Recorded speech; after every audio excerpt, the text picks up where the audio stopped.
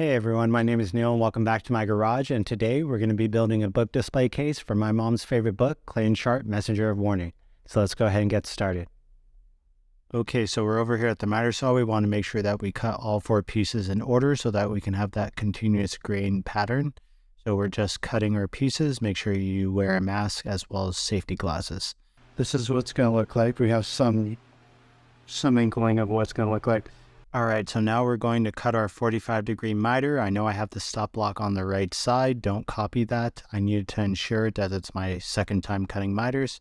And then now, as you see here, we have a true 45-degree on both sides. Okay, so we're over here at the table saw, which is where we're going to be cutting our grooves in our panel. Now, this is a test piece, but what we're going to do is we're just going to use this kind of as our marker to locate everything, make sure we're dialed in. And then we're going to grab our very expensive pieces, move them over here, cut them, and then hopefully we can glue up after that. So it's always good to have a test piece whenever you're building because it allows you to dial everything in order to make the cut you need. Okay, so now we move over to the table saw where we need to cut the dados in all of our parts as well as a rabbet for the backing. So with the dado, we'll be able to slip in the glass on the front, which we'll need obviously to see the book. So we're just going to run all 4 pieces through. Be careful. I'm using the gripper here to make sure that my hands stay away from the blade. All right, so now we have to do some cleanup work here. I don't have a router plane, so we're going to have to use a chisel in order to clean up the dado and the rabbet. So just take your time because you don't want to mess this up. You've already done basically the hard part of this project.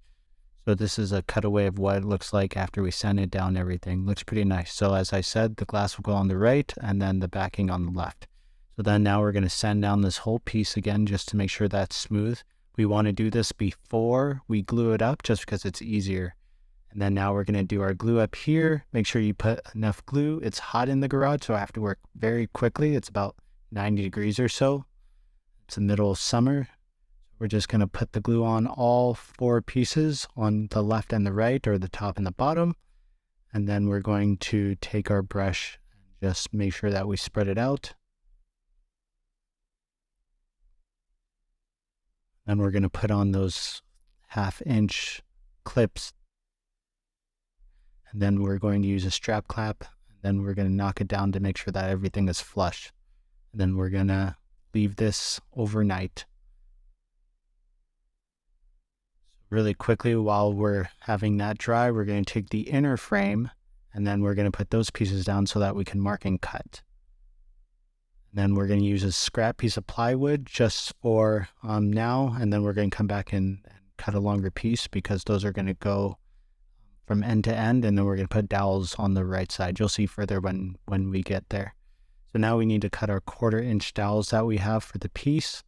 Again, I could have used a jigsaw. I don't have a bandsaw, so it's manual process here. That's why we do everything by hand in my shop.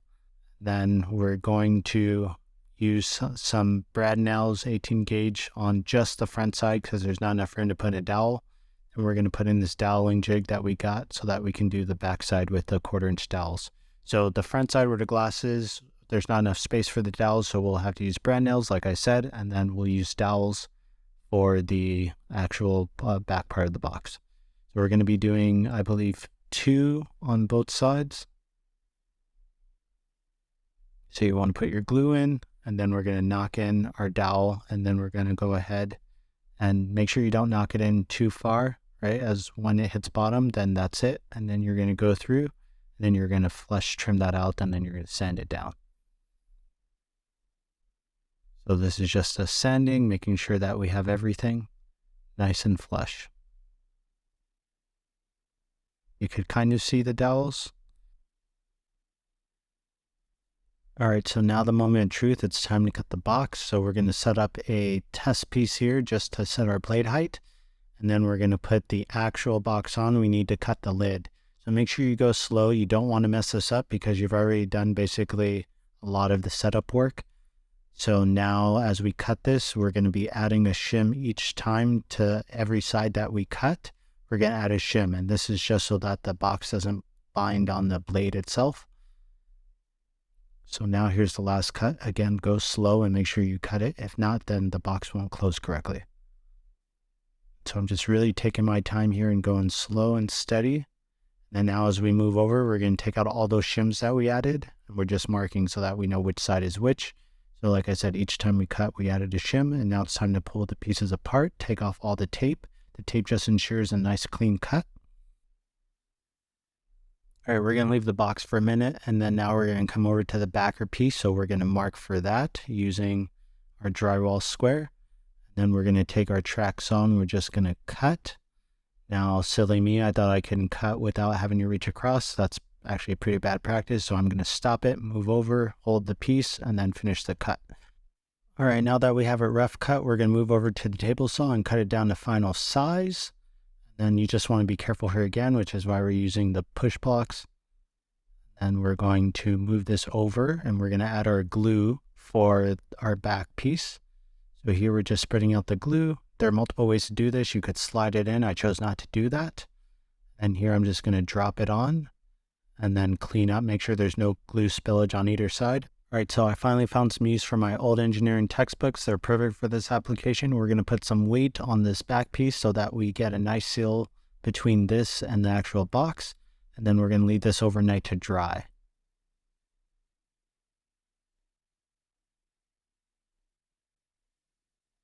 All right, so let's turn our attention back to our inner frame. Here we're just putting on that bottom piece to make sure it's nice and snug.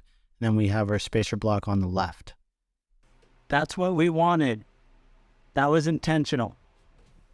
All right, now that we've checked our fit, we can go ahead and start drilling the holes for our dowels. Make sure you don't go too far deep. Then we're just going to do that on both sides. You would see what it looks like on the right with one and on the left without one. And then we're also going to drill them on the tops, again, just for added stability. Then we're going to take our dowel, same process, knock it in, and then go ahead and cut it. We did put some glue in as well, and this is just what it looks like with the frame in the box. Okay, so next it's time to put on the hinges. We're going to be using some brass screws, and this is a trick I picked up from Blake Weber when he was making a walnut box. You actually want to take these screws and put them in some sort of wax or soap. This increases the lubrication once you do that. When you tighten them down, it decreases the chance of them breaking. Here we're at the miter saw just cutting our ends for our stand, and we're going to be using 5.5-inch walnut to do that. And then we're going to cut a few pieces off camera because my camera died. Sorry about that. And here we're going to be cutting the profile that we need for the stand. Again, since the camera died, I didn't get that, but we took a jigsaw and we cut it, and you'll see it in the next piece here how it looks when we cut all our pieces as well as the profile. So it's pretty clean here. Now we're going to try to glue our pieces together. I'm very clumsy, so I think I knocked this thing over like a couple times. My bad. And then we're just going to go ahead and make sure that we put glue on all the end grains. And then we're going to take some clamps and clamp it down. And then we're going to be taking our brad nailer and putting in some brad nails just for some added rigidity. Again, it's not carrying a huge load, so this is probably overkill, but better safe than sorry. Now we're going to be gluing down our piece that's going to hold our plaque. We want our plaque to be raised, so we're going to put this 1/2-inch piece of walnut down there. And then we're using a spacer block. Spacer blocks are so important. I use them a lot. I got the idea from Brad from Fix This Build That, and I'm just a huge fan of them. So we're going to use a drill to hold that down, and while that dries, we're going to move over to the lid. So this is a trick that I got online, and I'm going to be taking an old picture frame. Since it has a glass that's the same thickness of our glass that we need for the display box, we're going to be using this so that we can use it as a spacer for our shims for the glass and still fit a drill in there. So this is just so that we can mark the spacer, and then as you can see, it allows us to fit a drill while still having the glass basically in there. And then now we're going to take the actual glass, we're going to drop it in there, and hopefully it fits. And then we're going to be able to put our spacers down. Since we already marked the holes, you could see on the top the 2 that have already been drilled. And then you can see the spacer there. Also, we're going to be using some candle wax like we did for the hinges. And we're going to put that in, and we're just going to tighten that in. So it's always nice to do this when you can, if you can use a piece that's exactly like that. And then that way that cuts your step in half. That way you don't have to measure. Here we are measuring. Like I said, I just didn't want to do. This is for the latch that we're going to be using, so I'm just making sure that it's centered on the box exactly how we want it. And then we're going to be marking the holes for that. Then we're going to be drilling the holes for that and then putting in the screws. For now, we're going to clean the display box as well as the stand, and we're going to blow compressed air in it just to make sure it's nice and clean. And then we're going to open our finish. Normally I do a pre-stain, but I'm feeling a little risky in this situation, so we're going to opt out of that. We're going to be using a combination of this applicator pad as well as a foam brush. So here we're going to be wiping down every piece of our display stand just to make sure that we cover it in one coat. We're going to be doing 2 coats like I mentioned, and you just want to take your time and go nice and slow. Then ultimately we're going to move over to the box. So we're going to start with the back and then work our way to the front. But here we're just going to wipe on, and then we're taking off any lint that we see or any dust. You want to make sure that you do this in a clean environment.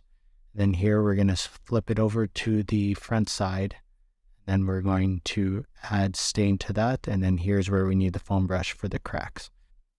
So this is what it looks like here as it dries, both of them. This is after 2 coats already.